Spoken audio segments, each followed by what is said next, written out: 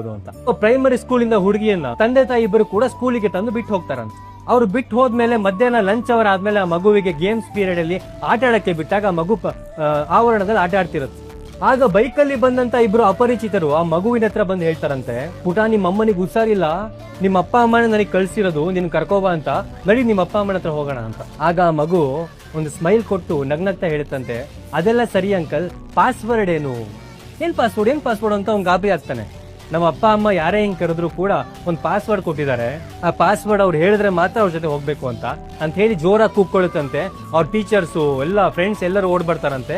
ಆ ಗಾಡಿನಲ್ಲಿ ಬಂದಿದ್ದ ಇಬ್ರು ಕೂಡ ಓಡೋಗ್ತಾರೆ. ಸೊ ಪೇರೆಂಟ್ಸ್ ಏನ್ ಮಾಡಿದ್ರು, ಯಾರೇ ಹೊರಗಿನಿಂದ ಬಂದು ನಿನ್ನ ಕರೆದ್ರು ಕೂಡ, ಹೊರಗಿನಿಂದ ಬಂದು ನಿನ್ನ ಮಾತಾಡ್ಸಿದ್ರು ಕೂಡ ಪಾಸ್ವರ್ಡ್ ಕೇಳು, ಅವ್ನ್ ಪಾಸ್ವರ್ಡ್ ಸರಿಯಾಗಿ ಹೇಳಿದ್ರೆ ಮಾತ್ರ ಅವನನ್ನ ನಾವು ಕಳ್ಸಿದೀವಿ ಅಂತ, ಅವ್ನ್ ಪಾಸ್ವರ್ಡ್ ಹೇಳಿಲ್ಲ ಅಂದ್ರೆ ನೀನ್ ಡೇಂಜರ್ ಅಲ್ಲಿ ಇದೆಯಾ ಅಂತ ತಕ್ಷಣ ಅಲ್ಲಿಂದ ಜಾಗ ಖಾಲಿ ಮಾಡ್ಬೇಕು ಅಂತ. ಸೊ ನೀವು ನಿಮ್ಮ ಮಕ್ಕಳಿಗೆ ಒಂದು ಪಾಸ್ವರ್ಡ್ ಕೊಟ್ಟಿದ್ದು ಏನಾದ್ರೂ ಆಗಿರ್ಬೋದು, ಅದು ಒಂದು ಪಾಸ್ವರ್ಡ್ ಹೊರಗಡೆ ಯಾರಾದ್ರೂ ಒಬ್ಬ ವ್ಯಕ್ತಿ ಬಂದು ನಿಮ್ಮ ಮಕ್ಕಳನ್ನ ಮಾತಾಡಿಸಿದಾಗ ಅವರು ಆ ಪಾಸ್ವರ್ಡ್ ಹೇಳಿದ್ರೆ ಮಾತ್ರ ನಿಮ್ಮ ಮಗು ಅವ್ರ ಹತ್ರ ಮಾತಾಡ್ಬೇಕು, ಇಲ್ಲ ಅಂದ್ರೆ ಮಾತಾಡಬಾರದು.